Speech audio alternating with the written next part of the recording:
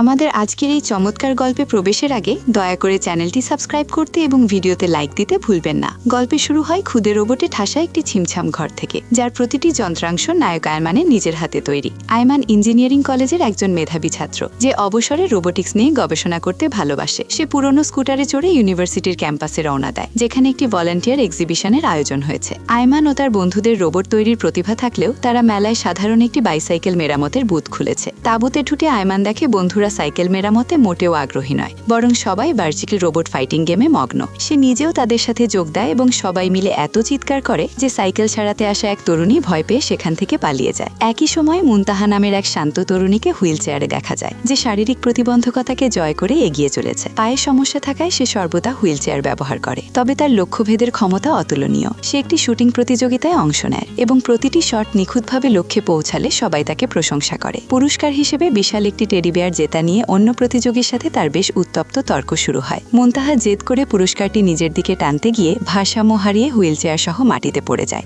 অন্যদিকে আয়মান তখনও গেমে মগ্ন। টেরও পায়নি যে বন্ধুরা তাকে একা ফেলে তাঁবু ছেড়ে চলে গেছে। কিছুক্ষণ পর মুনতাহা হুইল চেয়ারে বসে সেই বিশাল পুরস্কারটি নেয়, কিন্তু টেডি বিয়ারের ওজনে হুইল চেয়ারের নিয়ন্ত্রণ হারিয়ে ফেলে। নিয়ন্ত্রণহীন চাকা তাকে সরাসরি আয়মানের তাঁবুতে নিয়ে যায় এবং সে আবার মেঝেতে পড়ে বেশ ব্যথা পায়। আয়মান ঘাবড়ে গিয়ে দ্রুত এগিয়ে আসে এবং উদ্বিগ্নভাবে জিজ্ঞেস করে সে ঠিক আছে কিনা। মুনতাহা অপ্রস্তুত হয়ে বলে সে একদম ঠিক আছে। আয়মান হুইল চেয়ারটি পরীক্ষা করে বুঝতে পারে এর কন্ট্রোলিং সিস্টেমে বড় যান্ত্রিক গোলযোগ রয়েছে। সে বিনামূল্যে মেরামত করে দেওয়ার প্রস্তাব দিলে মুনতাহা কিছুক্ষণ ইতস্তত করে রাজি হয়। আয়মান অল্প সময় হুইল চেয়ারটি চমৎকারভাবে ঠিক করে দেয় এবং মুনতাহা অবাক হয়ে জিজ্ঞেস করে সে এটা এত সহজে কিভাবে করল। আয়মান লাজুক হেসে বলে সে একজন মেকানিক্যাল ইঞ্জিনিয়ার। মুনতাহা কৃতজ্ঞতা স্বরূপ কিছু দিতে চাইলে আয়মান বলে এটি একটি ফ্রি বুথ, তাই টাকার প্রয়োজন নেই। মুনতাহা তবুও নাছোড়বান্দার মতো জানতে চায় কোনো ভালো রেস্তোরাঁ আছে কিনা যেখানে তারা একসাথে খেতে পারে। আয়মান শেষমেশ রাজি হয়ে তাকে নিজের পরিচিত একটি রেস্তোরাঁয় নিয়ে যায়, কিন্তু সামনে উঁচু সিঁড়ি দেখে মুনতাহা দমে যায় এবং সমতল অন্য কোথাও যাওয়ার পরামর্শ দেয়। আয়মান জেদ ধরে বলে এখানকার খাবার অমৃতের মতো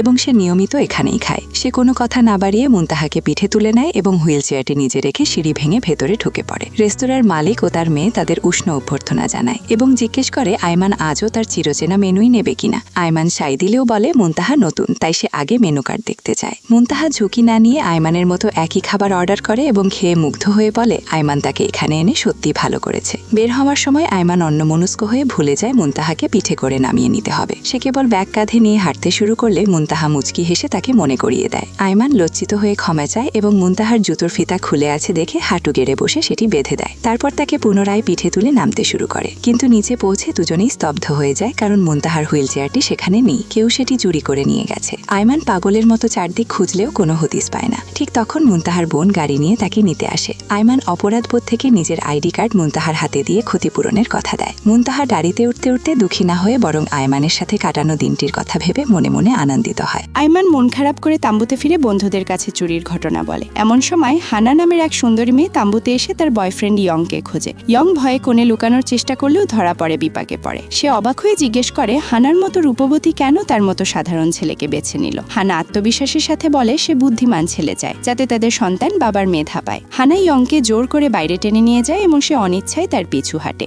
আয়মান তখন ল্যাপটপে মুনতাহার হুইল চেয়ারের দাম দেখে বুঝতে পারে এটি অনেক বেশি ব্যয়বহুল। তার বন্ধু জেন সান্ত্বনা দিয়ে বলে নিজের মেধা কাজে লাগিয়ে হুইল চেয়ার নিজেই তৈরি করতে পারে। আয়মান সাথে সাথে জিনিসপত্র গুছিয়ে বাবার পুরনো বাইসাইকেল মেরামতের কারখানায় ছুটে যায়। বাবার অনুমতি নিয়ে ভেতরে ঢুকে সে মনোযোগের সাথে একটি আধুনিক হুইল চেয়ারের নকশা তৈরি শুরু করে। এদিকে বাড়িতে পৌঁছালে মুনতাহার বাবা তাকে অসতর্ক হওয়ার জন্য প্রচণ্ড বকাঝকা করেন এবং বলেন আয়মানের বিরুদ্ধে পুলিশের কাছে যাওয়া উচিত ছিল। মুনতাহা শান্তভাবে বলে আয়মান ক্ষতিপূরণের প্রতিশ্রুতি দিয়েছে, কিন্তু বাবা বিশ্বাস করেন না। বাবা মুনতাহার বোনকেও সরাসরি দোষ দেন। মুনতাহা কঠোরভাবে জানায় সে নিজের বিষয় নিজেই সামলাতে পারে এবং স্পষ্ট হয়ে যায় বাবার সাথে তার সম্পর্ক মোটেও মধুর নয়। পরদিন আয়মান নিজের তৈরি নতুন হুইল চেয়ারে বিশাল টেডি বিয়ারটি বেঁধে কষ্ট করে এগিয়ে যায়। সে সরাসরি সেই শুটিং হলে পৌঁছায় যেখানে মুনতাহা নিয়মিত প্রশিক্ষণ নেয়। শুটিং কোচ আয়মানকে হুইল চেয়ারে দেখে ভুলবশত তাকে প্রতিবন্ধী মনে করেন এবং উৎসাহ দিয়ে কথা বলতে শুরু করেন। আয়মান অপ্রস্তুত হয়ে মুনতাহার কথা জিজ্ঞেস করলে কোচ আঙুল দিয়ে দূরে অনুশীলনরত মুনতাহাকে দেখিয়ে দেন। মুনতাহা আয়মানকে দেখে অবাক হয় এবং তারা ঠিক করে প্রশিক্ষণ শেষে কথা বলবে। অনুশীলন চলাকালীন আয়মান একদৃষ্টি মুনতাহার দিকে তাকিয়ে থাকে এবং তার একাগ্রতায় মুগ্ধ হয়। সেখানে মুনতাহার হুইল চেয়ার ব্যবহারকারী কিছু বন্ধু আসে এবং আয়মান অল্প সময়ে তাদের সাথে আপন হয়ে ওঠে। মুনতাহা জিজ্ঞেস করে আয়মান নিজে কেন হুইল চেয়ারে বসে এসেছে।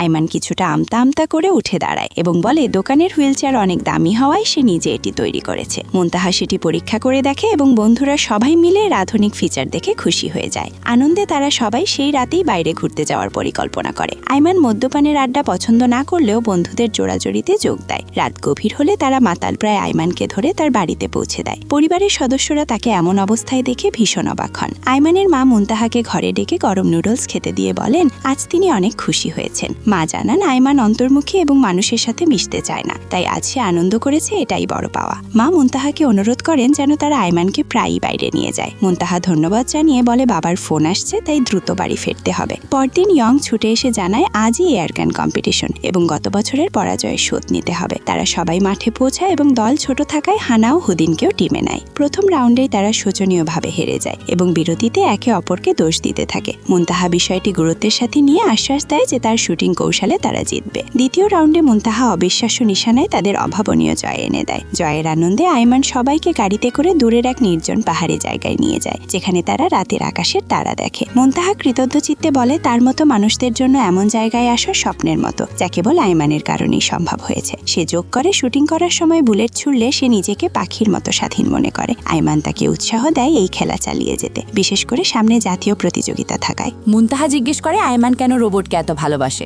আইমান স্বপ্নের চোখে বলে রোবট মানুষের জীবনকে সহজ ও গতিময় করে। মুনতাহা হেসে পাল্টা প্রশ্ন করে রোবট কি তাহলে একদিন মানুষের জায়গা নেবে?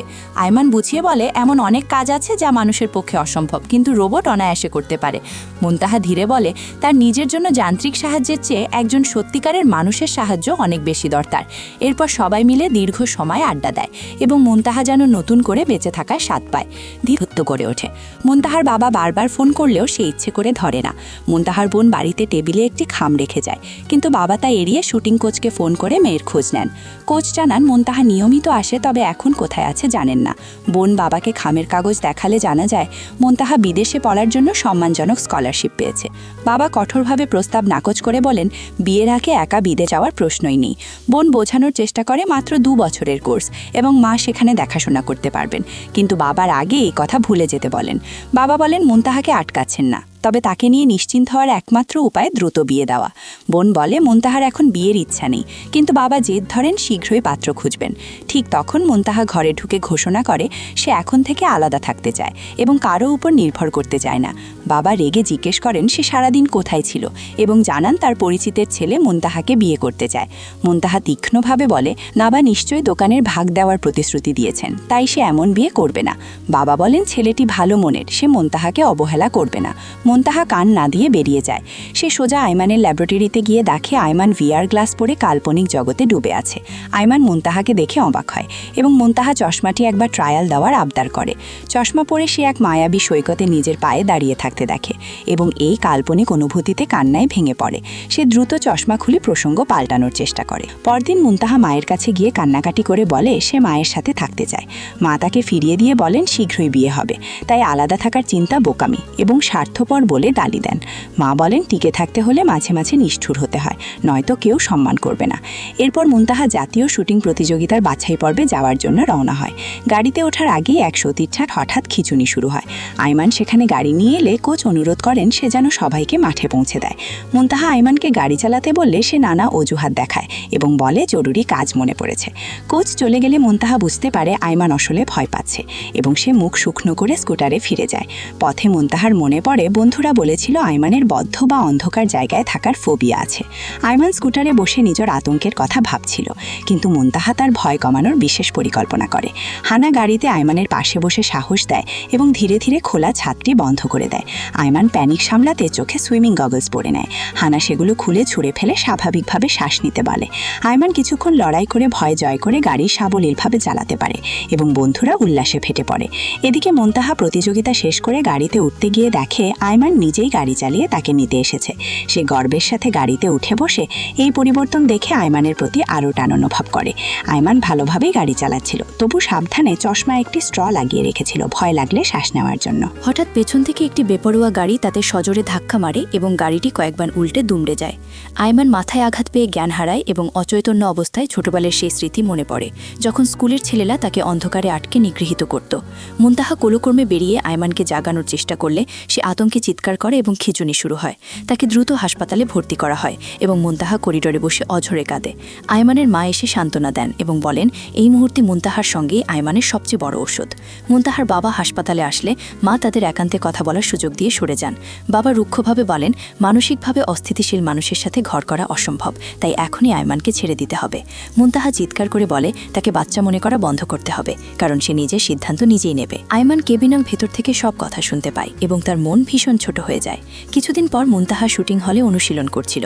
তখন আয়মান এসে বলে তাদের আর দেখা করা ঠিক হবে না। মুনতাহা কারণ জানতে চাইলে আয়মান নির্লিপ্তভাবে বলে তাদের দূরত্ব বজায় রাখাই মঙ্গলজনক। আয়মান চলে যেতে ধরলে মুনতাহা তাকে থামিয়ে বলে সারা জীবন পালিয়ে বেড়াতে চাইলে নিজেকে অন্ধকারে চিরতরে বন্দী করে ফেলুক। মুনতাহা এই কথা মনে করে কান্নায় ভেঙে পড়ে এবং খেলায় মনোযোগ দিতে পারছিল না। তার এক বান্ধবী কাছে এসে জিজ্ঞেস করে সে ঠিক আছে কিনা। মুনতাহা ঠিক আছে বললেও বান্ধবী জড়িয়ে ধরে বলে সবসময় ভালো থাকার অভিনয় করতে হয় না। মুনতাহা বলে আয়মানের মধ্যে সে বিশেষ কিছু দেখেনি, তবুও কেন তাকে এত মনে পড়ছে। বান্ধবী হেসে বলে মুনতাহা আসলে তাকে ভালোবেসে ফেলেছে। পরদিন মুনতাহা ঘরে বসে বহু বছর অস্পর্শ রাখা পুরনো গিটারের দিকে একমনে তাকিয়ে থাকে। বোন ঘরে এসে গিটার বের করতে দেখে অবাক হয়, কারণ দুর্ঘটনার পর থেকে মুনতাহা এর ধারে কাছেও যায়নি। মুনতাহা বলে কিছু টাকার প্রয়োজনে সে গিটার বিক্রি করবে, তবে আগে শেষবার একবার বাজাতে যায়। সে বাজাতে শুরু করলে ঘর অপার্থিব সুরে ভরে ওঠে এবং বোন মুগ্ধ হয়ে যায়। এরপর সে বড় চ্যাম্পিয়নশিপের জন্য কঠোর অনুশীলন করে, কিন্তু আয়মানের অনুপস্থিতি তাকে প্রতি পদে বিচলিত করছিল। একই সময় আয়মান অন্ধকার ঘরে একা বিষণ্ণতায় ডুবে থাকে এবং বন্ধুদের ডাকেও সাড়া দিচ্ছিল না। তারা জোর করে দরজা ভেঙে ভেতরে ঢুকে জানায় মুনতাহার ফাইনাল শুরু হতে যাচ্ছে এবং তার পাশে থাকা জরুরি। আয়মান ভিআর চশমায় উপেক্ষার চেষ্টা করলেও সেই কাল্পনিক জগতেও মুনতাহার আর্তনাদ শুনতে পায়। তার কানে বারবার মুনতাহার সেই কথা বাজতে থাকে যে রোবটের চেয়ে একজন সত্যিকারের মানুষের সাহায্যই তার বেশি দরকার। সে সিদ্ধান্ত বদলে চশমা ছুঁড়ে খেড়ে গাড়ির চাবি ও গগলস নিয়ে পাগলের মতো বাইরে বেরিয়ে আসে। বন্ধুরা উল্লাসে তার পিছু নেয় এবং আয়মান দ্রুত স্টেডিয়ামের দিকে গাড়ি চালায়। এদিকে কম্পিটিশন শুরু হলেও মুনতাহা যান্ত্রিকভাবে তীর ছুটছিল এবং কোনোটি লক্ষ্যে পৌঁছাচ্ছিল না। আয়মান পথে কয়েকবার দুর্ঘটনার সম্মুখীন হতে নিলেও গগলস খুলে স্বাভাবিকভাবে গাড়ি চালিয়ে যথাসময়ে মাঠে পৌঁছায়। কোচ ও বন্ধুরা মুনতাহাকে উৎসাহ দিচ্ছিল, কিন্তু আয়মান আসতেই তার চোখে মুখে উজ্জ্বলতা ফিরে আসে। আয়মান সামনে দাঁড়িয়ে প্রতিশ্রুতি দেয় সে আর পালাবে না এবং মুনতাহার প্রতিটি কঠিন মুহূর্তে ঢাল হয়ে থাকবে। সে নিজের তৈরি একটি মেডেল হুইলচেয়ারে ঝুলিয়ে বলে এই খেলায় মুনতাহার ভাগ্য বদলে দেবে। মুনতাহা গভীর বিশ্বাসে শেষ তীরটি ধনুকে জোড়ে এবং সেটি বাতাস চিরে লক্ষ্যের একদম মাঝখানে বিদ্ধ হয়। গ্যালারি করতালিয়ে উল্লাসে ফেটে পড়ে এবং মুনতাহা জীবনে শ্রেষ্ঠ জয়টি অর্জন করে। কয়েকদিন পর মুনতাহা বোনকে বিমানবন্দরে বিদায় জানাতে যায়। বাবা হাসিমুখে কিছু টাকা দিয়ে বলেন গিটার যেন বিক্রি না করে এবং প্রয়োজনে আরও সাহায্য করবেন। বাবা নিজের ভুল বুঝতে পেরে মেয়েদের স্বপ্নকে সম্মান করতে শিখেছেন দেখে মুনতাহা ও বোন খুশি হয়। সবশেষে আয়মান ও মুনতাহান দেখা হলে মুনতাহা তাকে একটি বড় ছবি দেখায়, যা তাদের বিয়ের জাঁকজমকপূর্ণ পোস্টার। বন্ধুরা সবাই এসে ভিড় করে এবং এই সুন্দর জুটিকে অভিনন্দন জানায়। গল্প সেখানেই শেষ, যেখানে তারা সেই আগের উঁচু সিঁড়িওয়ালা রেস্তেনাতে ফিরে যায় এবং আয়মান গর্বের সাথে মুনতাহাকে পিঠে তুলে সিঁড়ি বেয়ে উপরে উঠতে থাকে। আমাদের এই সুন্দর কাহিনী এখানেই শেষ। ভিডিওটি সাবস্ক্রাইব করুন ও লাইক দিন। দেখা হবে পরের ড্রামায়। বিদায়।